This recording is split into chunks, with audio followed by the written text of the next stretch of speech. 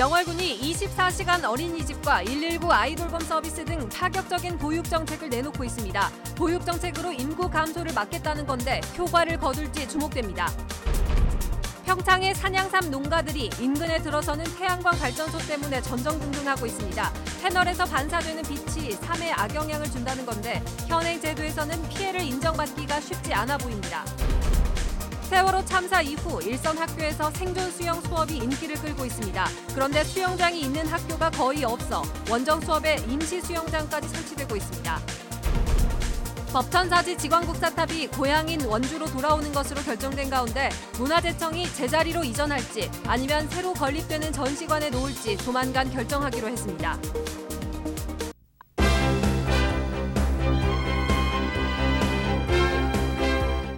안녕하십니까. 뉴스데스크 원주입니다. 인구 4만 명 선이 무너진 영월에서는 보육 정책을 중심으로 한 인구 늘리기 사업이 집중되고 있습니다. 밤낮 없는 어린이집 운영과 공동 육아를 통해서 젊은 층의 거주 여건을 개선한다는 기획입니다. 황구선 기자입니다. 어린이들이 모여 블럭을 맞추거나 책을 읽습니다.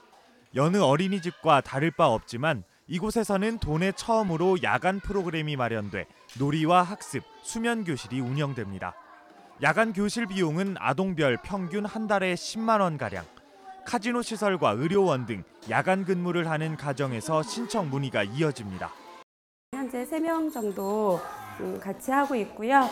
저희가 이 영월군에서 많이 홍보해 주셔가지고 지금 어머님들의 문의가 계속 이어지고 있어서 읍면별 119 안전센터도 아이 돌봄을 위한 준비를 갖췄습니다. 늦은 시간까지 부모가 야근을 하거나 질병 등으로 아이를 볼 수 없게 되면 전문 교육을 이수한 의용 소방대원들이 보육을 맡습니다. 별도의 비용은 없습니다. 불이 났으면은 항상 불시에 우리가 출동할 수 있는 그런 자세가 다 되어 있거든요. 그래서 아이 돌보미도 그런 역할을 우리가 또 담당할 수 있도록 부모가 돌아가며 자녀를 돌보고 육아 도구와 정보를 공유하는 공동 육아 나눔터에도 올해 300명의 아동이 참여하고 있습니다. 마음 놓을 수 있는 육아 환경을 통해 젊은 부부들이 영월을 찾도록 하는 것이 영월군의 계획입니다. 그런 아이들을 키우는 좋은 여건이 만들어져야지 젊은 사람들이 들어오고 그런 사람들을 해서 지역 전체가 인구 구조가 좀 이렇게 다양하게 24시간 어린이집과 119 아이 돌봄 서비스, 여기에 공동 육아 장려 정책까지 영월군의 보육 정책이 인구 감소를 막고 젊은 세대의 유입 효과를 거둘지 관심이 모아지고 있습니다. MBC 뉴스 황구선입니다. 평창 산양삼 특구 지역 안에 태양광 발전소가 추진되면서 재배 농가들이 반발하고 있다는 보도를 해드렸는데요. 태양광 패널에서 반사되는 빛이 문제인데 전례가 없는 상황이어서 앞으로 어떻게 처리될지 관심이 모아지고 있습니다. 보도에 조성식 기자입니다. 산양삼 재배지로 둘러싸인 평창해안 고랭지밭. 이곳 17,000여 제곱미터 부지에 2,000kW 규모의 태양광 발전 시설이 추진되고 있습니다. 두 개 업체가 각각 발전 사업 허가를 받아 설비 용량 997kW씩 나누어 신청했고 인근 주민들은 강하게 반발하고 있습니다. 쟁점이 되고 있는 것은 태양광 패널에서 반사되는 빛. 농가들은 음지식물인 산양삼이 비 피해를 입을 것으로 우려하고 있습니다. 유리 반사 열로 인해 가지고 거기에서 열이 오르게 되면 기류 현상에 건조증이 오게 됨으로 해서 삶의 피해를 받게 되겠죠. 하지만 실제 피해가 발생했다는 과거 사례가 없어 공식적인 피해 예측이 쉽지 않습니다. 이에 평창군이 환경청에 환경 영향 평가를 다시 의뢰한다는 계획이지만 빛과 관련된 평가 항목이 없다 보니 가능할지 여부도 불투명한 실정입니다. 빛에 따른 피해 여부를 검증하고 대비책을 마련하려고 해도 관련 연구가 전무한 데다 해외 사례도 없어 이마저도 쉽지 않아 보입니다. 지방환경청에 의견도 보내가지고 의견도 받아보고 그다음에 그 태양광 허가에 대한 것도 산양삼 농가의 의견을 적극 반영해서 검토하도록 그렇게 하겠습니다. 2014년 국내에서 유일하게 산양삼 특구로 지정된 평창. 이번 태양광 발전단지 조성에 따른 빛반사 피해 논란이 사실상 처음 불거지면서 개발행위 허가 신청에 대한 평창군의 대응에 관심이 쏠리고 있습니다. MBC 뉴스 조성식입니다. 법천사지 지광국사탑이 고향인 원주로 돌아오는 것으로 결정된 가운데 이전 방법에 대한 논의가 진행됩니다. 문화재청은 오는 20일 건축분과 문화재위원회를 개최하고 지광국사탑이 비를 맞지 않게 하기 위해 실내 전시관을 놓는 것과 원래 있던 자리에 보호각을 설치하는 등의 이전 방안에 대한 검토를 실시한다고 밝혔습니다.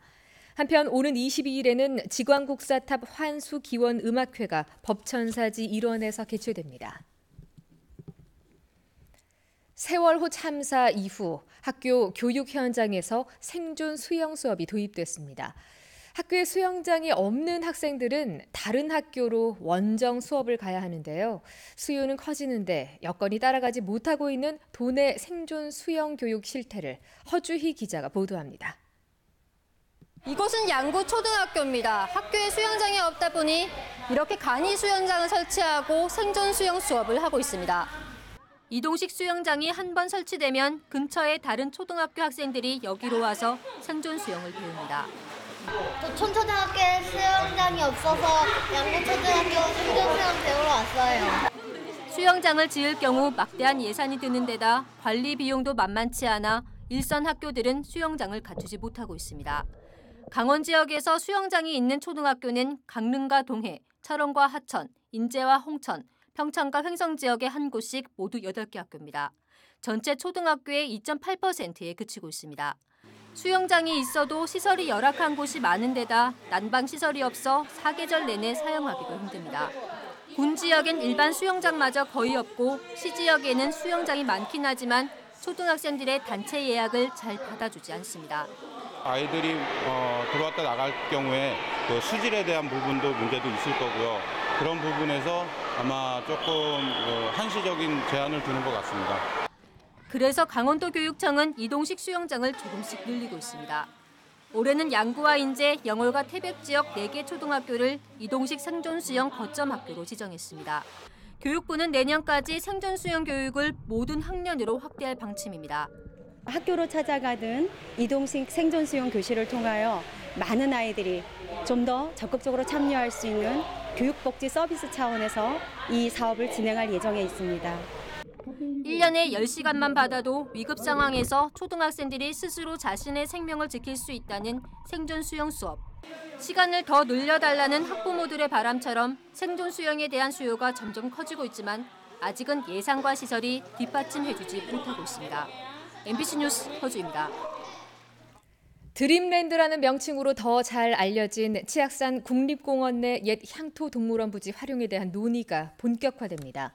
원주시는 오는 20일 국립공원공단 치악산 사무소에서 2차 부서장 회의를 열고 공원 조성과 어린이 놀이시설, 캠핑장, 물놀이시설, 반려동물 관련 시설 등 5가지 유형 사업에 대한 심사와 토론을 벌일 예정입니다. 또 이달 중에 인근 지역 주민들의 의견을 수렴하고 최종안을 강원도에 제출할 계획입니다. 지난달 도내 주택 매매 거래는 크게 줄어든 반면 전월세 거래는 큰 폭으로 증가한 것으로 나타났습니다. 국토교통부에 따르면 지난 5월 강원 지역 주택 매매 거래는 1,802건으로 최근 5년 평균보다 26%가 줄었습니다. 반면 지난 5월 전월세 거래량은 3,131건으로 최근 5년 평균보다 31%가 증가했습니다. 이 같은 이유는 주택 경기 침체로 주택 매매보다는 전월세를 선호하기 때문으로 풀이됐습니다.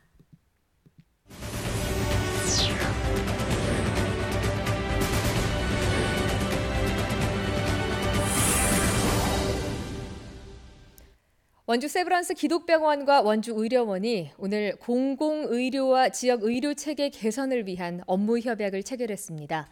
이번 협약을 통해 두 기관은 상호 긴밀한 정보소통 시스템을 구축하고 응급 환자가 발생할 경우에 환자 정보 공유와 응급 조치, 병원 이송 등의 업무를 체계적으로 진행하게 됩니다.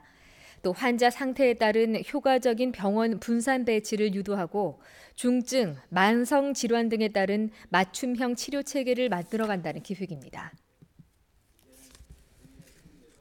여성 대상 범죄 예방을 위해 도내에 설치된 비상벨 가운데 90%가 원주에 있는 것으로 나타났습니다.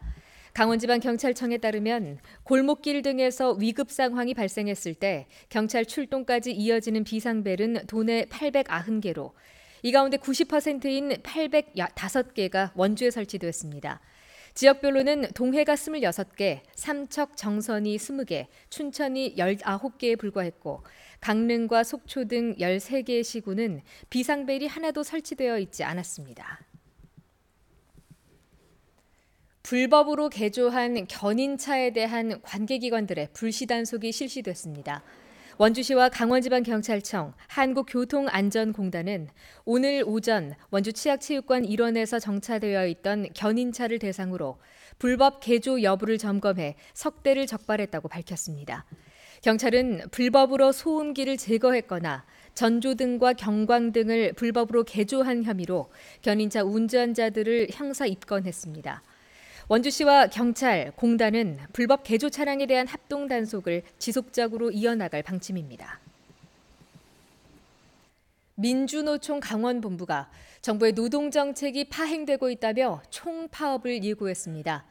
민주노총 강원본부는 오늘 오전 강원도청 앞에서 기자회견을 열고 정부가 2020년 최저임금 10,000원 실현 약속을 뒤집고 공공부문 비정규직 제로 정책까지 후퇴시키고 있다며 다음 달 3일 총파업을 진행한다고 밝혔습니다. 뉴스데스크 원주를 마칩니다. 고맙습니다.